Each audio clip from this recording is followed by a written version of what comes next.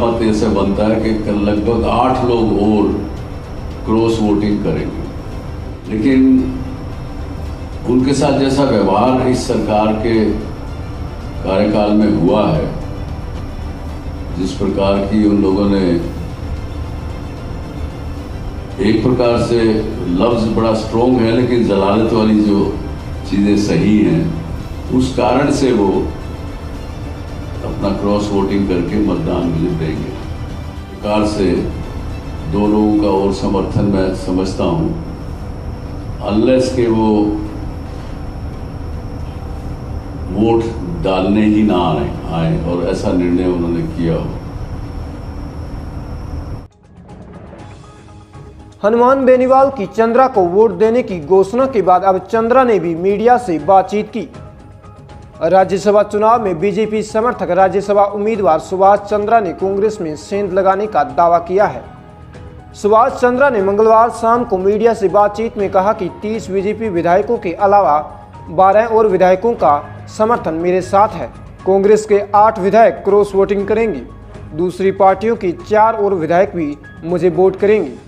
उन्होंने कहा कि कांग्रेस के विधायक इसलिए क्रॉस वोटिंग करेंगे क्योंकि वह विधायक इस राज से परेशान हैं, एक तरह से जलालत महसूस कर रहे हैं, इसलिए मुझे समर्थन का भरोसा है। चंद्रा ने कहा कि कांग्रेस की बाड़ेबंदी में शामिल विधायकों में से 8 ने मुझे वोट देने का वादा किया है।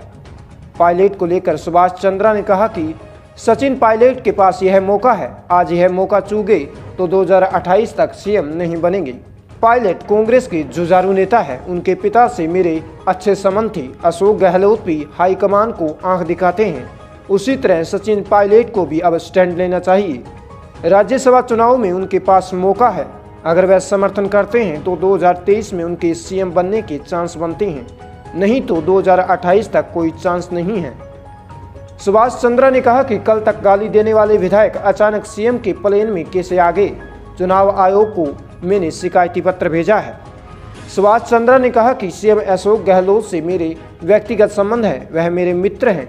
राज्यसभा चुनाव में नामांकन से पहले मेरे प्रतिनिधि को भेजकर मैंने उनसे बात की, तब गहलोत ने कहा था कि पहले बात होती तो मैं आपकी कुछ मदद करता, लेकिन अब कोई मदद नहीं कर पाऊंगा।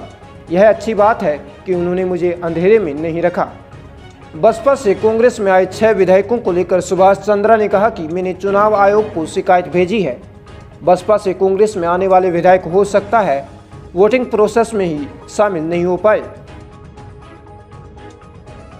राजस्थान ग्रामीण लाइव।